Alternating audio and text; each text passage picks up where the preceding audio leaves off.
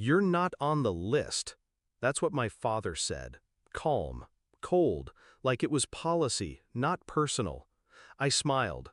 Not out of grace, out of control. I handed him the box, gift wrapped in navy with a silver ribbon. No words, just a nod. Then I turned around and walked out of my own father's retirement party. He didn't know who I'd become. That was the mistake. Growing up, he made it clear, I was optional. My sister, the golden child. She could burn the house down and he'd blame the wind. Me, I got silence for birthdays and criticism for breathing too loud. But I didn't fight it. I studied it. The way he performed fatherhood when people watched, the backhanded praise in front of his friends, the way his eyes skipped over me like I wasn't real. When I was 16, I won a citywide tech competition. He didn't come, didn't ask. Said, coding's not a real skill. Try doing something that matters. That night, I promised myself, I will matter. But not to him, to everyone else. 10 years passed. He never called. I didn't mind. I was building, quietly, relentlessly. A startup in a one-bedroom apartment, then another, then a product, then a company. Now, 300 employees, government contracts, silent board seats in rooms where men like him beg for funding. When I heard about his retirement party, I didn't expect an invite. Still, I RSVP'd, formally, just to see what he'd do. He sent back the response through his secretary. Due to capacity, only direct family and close colleagues will attend. Thank you for understanding. I was his son, biological, legal, undeniable, but not on the list. I wore a suit anyway, navy, tailored, walked into that hotel ballroom with a gift in hand. Security didn't stop me. Why would they? No one thought the invisible son would show his face. And then he saw me, standing near the entrance. His eyes tightened. "You're not on the list," he said, barely glancing up. I handed him the gift. No smile, no scene. Turned around and walked out, right as the speeches were starting.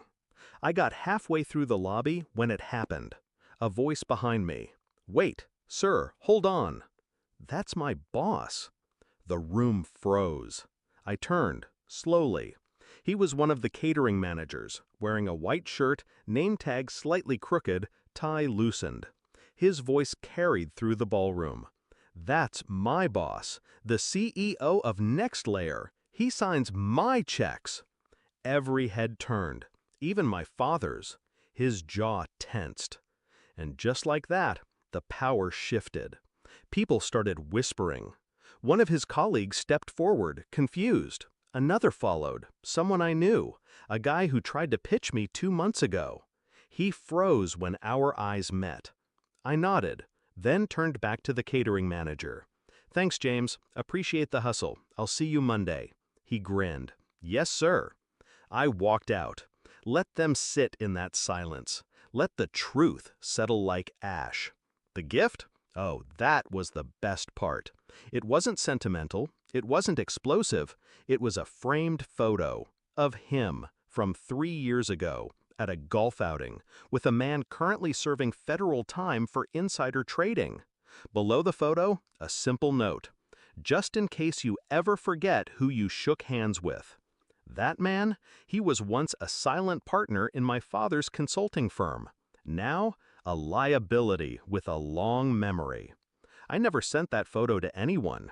Didn't need to. Just the threat was enough. It's amazing what shame can do when served quietly. Later that week, he called. First time in 7 years. No apology, just questions. "What are you trying to prove?" he asked. I didn't answer.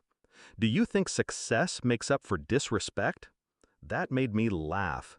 Because the truth was simple. I didn't want his respect. I wanted his silence. That man built a reputation on perception. Clean hands, sharp suits, big talk at dinner parties. And I shattered it with one walkout, one gift, and one employee he didn't even see as human. That was the lesson. He taught me how to be invisible, so I learned how to move in shadows. And when the time came, I made sure that when I finally stood in the light, he disappeared into it. I wasn't on his list, but now he's not on mine either.